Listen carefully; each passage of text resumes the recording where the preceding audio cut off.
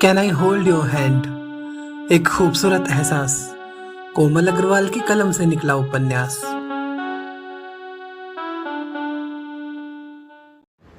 नमस्कार दोस्तों, आप सुन रहे हैं can I hold your hand, एक खूबसूरत एहसास का 10वां भाग वृंदा के साथ।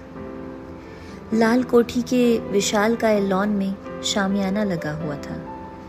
फूलों और रंग बिरंगी रोशनियों से सजे हुए स्टेज पर प्रीतम अपनी होने वाली दुल्हन प्रीत का इंतजार कर रहा था। तभी भीड़ को चीरती हुई वैशाली, नीलम और पाखी प्रीत को लेकर स्टेज पर आती दिखाई दी। प्रीतम ने जैसे ही अपनी प्रीत को देखा तो उसकी जान में जान आई। फिर पाखी और नीलम की तरफ देखते हुए कहा, थैंक यू साली जी, मेरी वोटी को लाने के लिए। वैशाली पाखी के पीछे थी तो उस पर प्रीतम का ध्यान नहीं गया। वह अपनी एड़ी उचकाते हुए बोली, मुझे भी तो थैंक्स बनता है जीजू। प्रीतम ने उसे सर झुकाकर थैंक्स कहा तो उसका बेस्ट फ्रेंड सूरज, जो ये सब तमाशा देख रहा था, बोला, देर से आने का थैंक्स कर रहे हो दुल्हे राजा? क्यों साले, बोलता क्यों नहीं? सालियों के सामने सुर ही बदल गया है तेरा। प्रीतम उसे चुप कराते हुए बोला, मेरी शादी कैंसिल करवाएगा क्या यार? पाखी मुस्कुराते हुए बोली, साली का तो ख्याल रखना बनता है, नहीं तो दाल नहीं गलेगी ससुराल में। क्यों जीजू? सूरज भी कहाँ चुप रहने वाला था। वह प्रीत के कान में फुसफुसाया, भाभी तो ये मीठी छुरी ਤੁਹਾਡੀ सहेली है। प्रीत कुछ बोलती उससे पहले ही प्रीतम बोल पड़ा, ओए सालिया, मेरी वोटी नू की पुछदा पिया है? मैनू पुछ, मैं दसदा हां तैनू। उसने सूरज को आंखें दिखाई। प्रीत सूरज को कोहनी मारते हुए बोली, वीर जी आ मिठी छुरी कोई नहीं, तेज कटारी आ, लग गई ना, तुसी इत्थे ढेर जाना है। पाखी शरारत से बोली, तू भी किसे बता रही है प्रीत? इन्हें तो मैं पहले दिन में तारे दिखा चुकी हूँ। हम देहरादून वाले ऐसे ही किसी को नहीं छोड़ते, याद रखेंगे ये दिल्ली वाले। सूरज भी मूड में आ गया और जवाबी हमला करते हुए बोला, मेरा नाम सूरज है, सूरज, मुझे तारे दिखाना आपके बस की बात नहीं। पाखी नाराज होकर बोली, अच्छा इतना घमंड, मैं जा रही हूँ। कहते हुए वह धड़ाधड़ स्टेज से उतरी और सबकी नजरों से ओझल हो गई। उसे जाते देख सबका मूड ऑफ हो गया। प्रीतम ठंडी आह भरते हुए बोला, आलो जी, कुड़ी तक गई हो वे रुस के। सूरज ने भी कच्ची गोलियां नहीं खेली थीं। अब तो देख सूरज क्या करता है, यूं मना लूंगा उसे, उसने चुटकी बजाकर आत्मविश्वास के साथ कहा। पहली ही नजर में उसे पाखी आकर्षक और प्यारी लगी थी और उसकी बहादुरी से वह काफी इम्प्रेस हो गया था। मगर अब बारी थी पाखी के सामने अपनी मोहब्बत का इजहार करने की। पार्टी अपने पूरे चरम पर थी। कोठी के लॉन में जगमगाती हुई रंग बिरंगी रोशनियों और राजसी सजावट पार्टी को और भव्य बना रहे थे। वरमाला संपन्न हो चुकी थी और अब सभी एक एक करके डांस फ्लोर पर अपनी परफॉर्मेंस दे रहे थे। नीलम ने भी बोले चूड़ियां गीत पर डांस किया। गीत के दूसरे अंतरे में वो पहले प्रीत, फिर पाखी और वैशाली को खींचकर फ्लोर पर ले आई और पाखी और वैशाली को भी मजबूरन 1-2 स्टेप करने पड़े। सूरज की निगाहें लगातार पाखी का पीछा कर रही थी, पर इस बात से बेखबर पाखी अपनी सहेलियों के साथ हंसी ठिठोली में लगी हुई थी।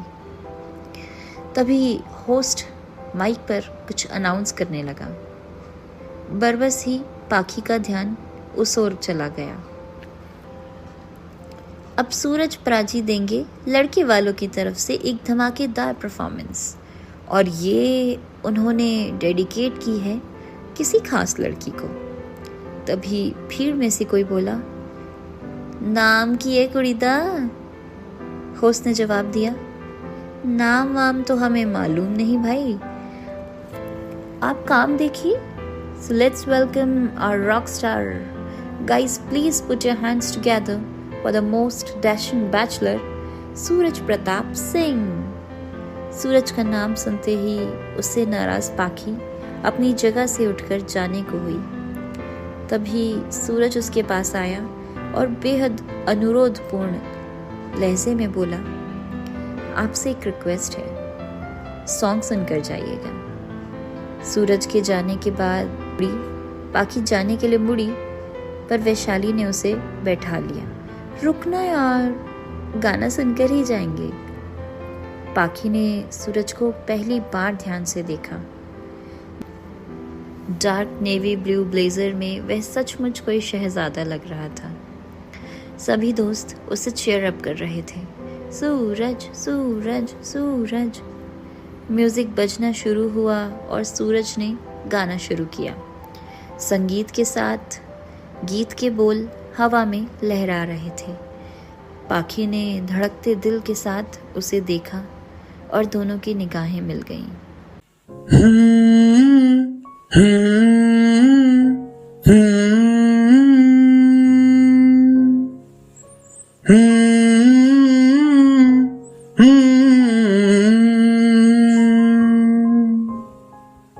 क्या कहीं ये प्यार का इशारा है, खोया खोया सा ये दिल बेचारा है। मान लो जो दिल तुम्हारा कह रहा, मैं वही हूँ प्यार जो तुम्हारा है। ओ हो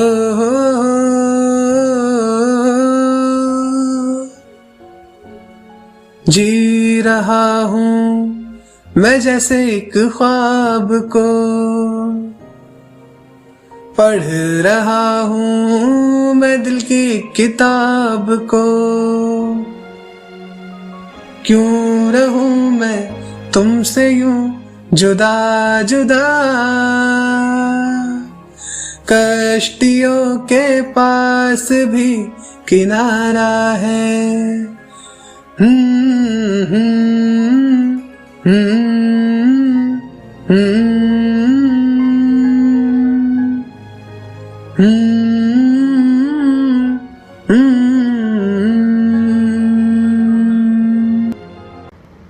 सूरज ने गाते हुए अपने दिल पर हाथ रख लिया था और उसकी आंखें बंद थीं।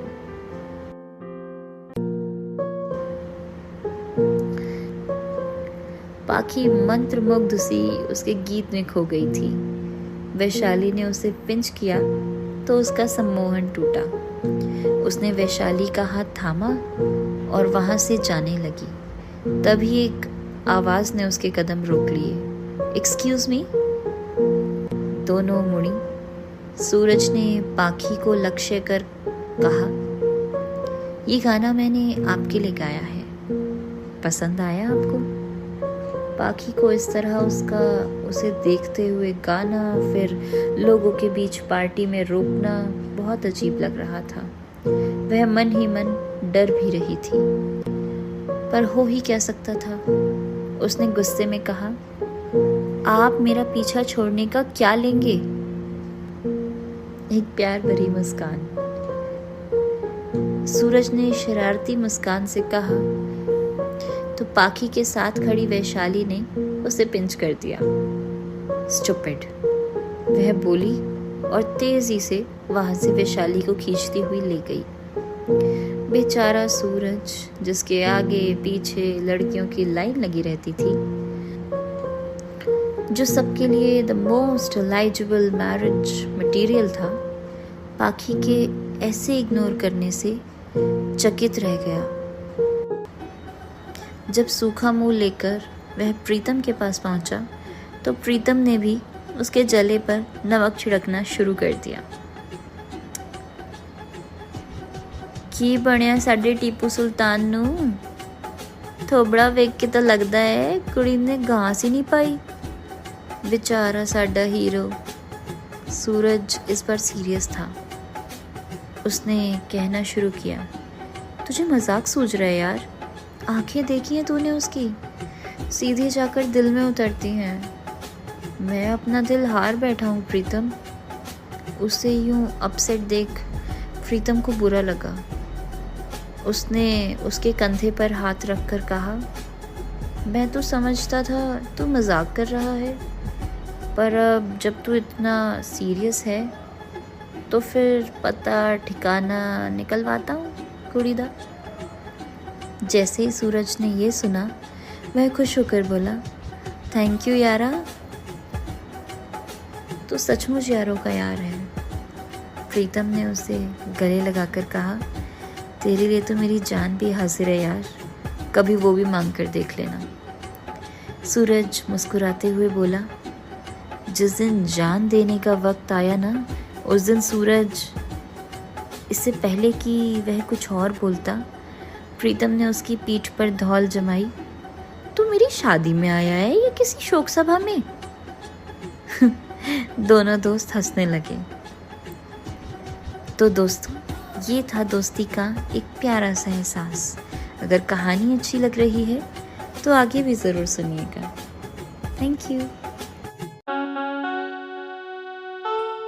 आगे सुनने के लिए कनेक्टिंग ड्रीम्स को कीजिए सब्सक्राइब और हाँ, नोटिफिकेशन बेल भी प्रेस कीजिए क्विक अपडेट्स पाने के लिए। पसंद आया तो लाइक का बटन जरूर दबाइए, शेयर कीजिए अपने फ्रेंड्स एंड फैमिली के साथ और अपनी फीलिंग्स शेयर कीजिए हमसे कमेंट्स के द्वारा। Stay tuned with connecting dreams. Thank you.